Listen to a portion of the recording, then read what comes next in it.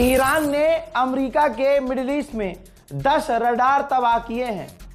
Radar वो होते हैं जो दुश्मन के हमलों को, मिसाइल्स को, ड्रोन को डिटेक्ट करते हैं। उसी को ईरान ने उड़ा दिया। वॉल स्ट्रीट जर्नल, अमेरिका का अखबार कंफर्म कर रहा है कि ईरान मिडिल ईस्ट में अमेरिका के रडार्स को तबाह कर रहा है।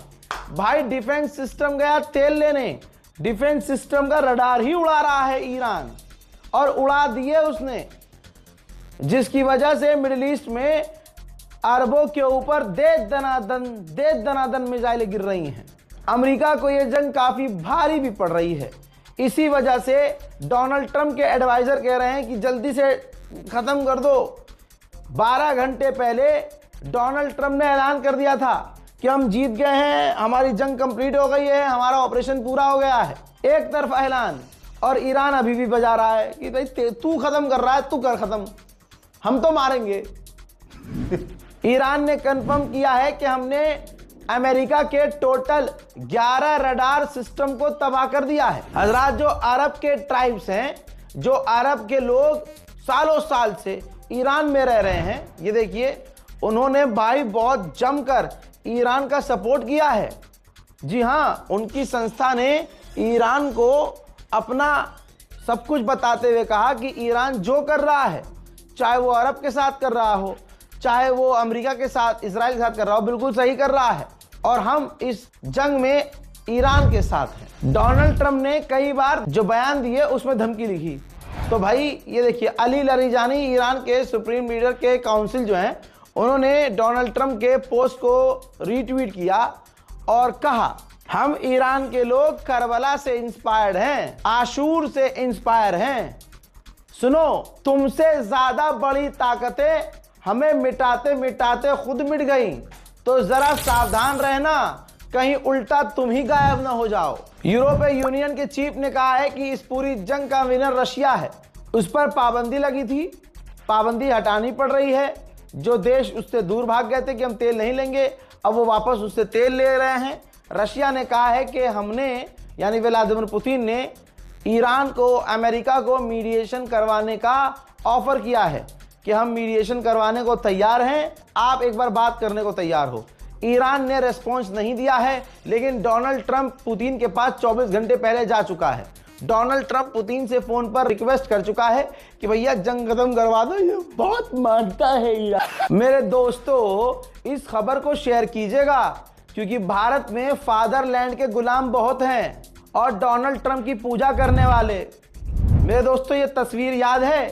खास समुदाय भारत के अंदर, ये देखो, पूजा करता था, डोनाल्ड ट्रंप को चूम रहा था, चाट रहा था। भारत में डोनाल्ड ट्रंप की आरती उतार रहा था, पूजा कर रहा था। भाई साहब, अपना बाप मान लिया था। तो आज अंधभक्तों के बाप को ईरान ने ऐसा बजाया है, आय हाय, कि जिसने इनको भगवान माना था, अब तो सवाल होगा ना, क्या किसको भगवान मान लिया था बे तुम लोगों ने? उसको तो बजा दिया ईरान ने। क्या अब किसकी पूजा करोगे? गोप गोप गोप, फादरलैंड। फादरलैंड अपने लैंड पे रख के तुम्हें इतनी दूर फेंकेगा क्योंकि तुम जैसे कोई बजाता है। ऐसा नहीं है कि ईरान का नुकसान नहीं हो रहा है, ऐसा नहीं है कि ईरान के लोग नहीं मर रहे हैं, ऐसा नहीं है कि ईरान का इंफ्रास्ट्रक्चर नुकसान में नहीं जा रहा है, ऐसा नहीं है कि ईरान की जमीन पर हमले नहीं हो रहे हैं, लेकिन वो ईरान है, मुसलमान है, दीन वाला है बेटे, और करबला सीने में लेके घूमता है। तुम 2014 के बाद से उछल रहे हो। बस कोई भी मुसलमानों को मारे, भगवान है जी, हमारा भगवान है, ले लो, रो बेटा जाके। अब क्या करोगे? हजरात, वक्त याद है डोनाल्ड ट्रंप की ये पूजा करते थे, आज वही डोनाल्ड ट्रंप जंग शुरू करता है और उसके बाद जलील होता है, इनके बाप की इज्जत नहीं करता, धमकी देता है। ये अपने बाप का पापा। अच्छा, गोदी मीडिया अखबार में क्या लिख रहा है? जब देखा कि भाई अब डोनाल्ड ट्रंप जंग रोकने की बात कर रहा है एक तरह से, तो गोदी मीडिया ने क्या लिखा? अब जब देखा कि ट्रंप ही कुत्ते की तरह परेशान है और आकर सीज फायर की बातें कर रहा है, जंग खत्म करने की बात कर रहा है, तो भाई गोदी मीडिया ने तुरंत अपने बाप को खुश करने के लिए तुरंत खबर क्या चलाई, ये देखो। यूएई के पूर्व राजदूत ने पीएम मोदी की एक कॉल, यूएई के पूर्व राजदूत ने कहा कि पीएम मोदी की एक कॉल से खत्म हो सकती है जंग। पीएम मोदी जंग रुकवा सकते हैं। अरे दादा रे, अबे गुलाम, अबे पहले तेल तो लेकर दिखा रूस से, 30 दिन की भीख मिली है गुलाम। पीएम मोदी की एक कॉल से अभी भी भारत के कितने नागरिक रशिया में फंसे हुए हैं, रूस ने उन्हें जंग में भेजा हुआ है फंसाकर। गुलाम और गुलाम के गुलाम यही पोस्ट देखकर खुश हो रहा, मोदी जी क्या नहीं कर रहे फिर फोन। ईरान इतना बजा रहा है, इतना बजा रहा है अमेरिका और मिडिल ईस्ट को। भाई अरब किसके दोस्त हैं? मोदी जी के। मोदी जी जाते हैं, मिलते हैं ना, हबीबी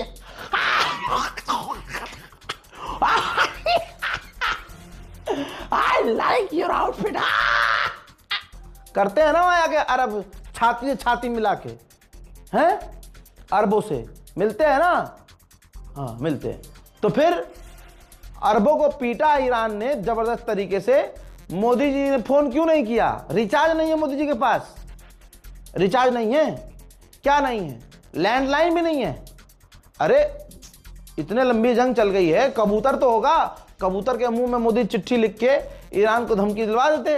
अरे कुछ तो होता, नहीं था। अरे दम ही नहीं है, सब चीज है, दम नहीं है, जिगर। 56 इंच मुंह से बोलना होता है, 56 इंच की छाती किसे कहते हैं?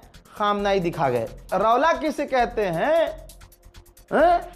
पूरी दुनिया में वो क्या कहते हैं अपने आप को? विश्व गुरु। अरे विश्व गुरु नहीं, विश्व बेवकूफ हो तुम। यहां विश्व गुरु किसे कहते हैं? देख लो खामनाई को। अगला मरते मर गया, मरना कबूल कर लिया, फादरलैंड के आगे झुकना कबूल नहीं किया। ट्रम्प जैसे चूहा आदमी के आगे झुकना कबूल नहीं किया, जिसकी एक कॉल से टांगे कांपने लगती है फलाने की, बुरी तरह से पेशाब लग जाता है भाई साहब, क्या समझे तुम? और ये जो पूजा करते थे ट्रम्प की, मैं तो उनका सोच रहा हूं कि उनका क्या होगा।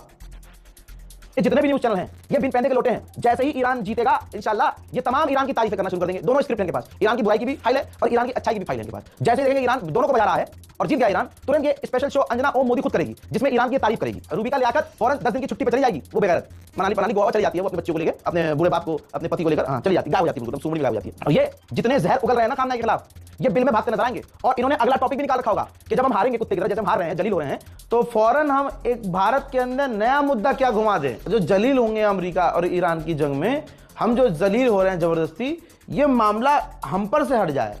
देखिएगा आप, इनका क्या रोल है भाई। आप ये देखो कि अमेरिका का राष्ट्रपति सफाई पे सफाई दे रहा है, क्योंकि दुनिया का प्रेशर है। मिडिल ईस्ट, अरब देश, यूरोपियन देश सब कह रहे हैं ट्रंप से जंग खत्म करो, सबको छोड़ दो। ट्रंप के एडवाइजर कह रहे हैं जंग खत्म करो।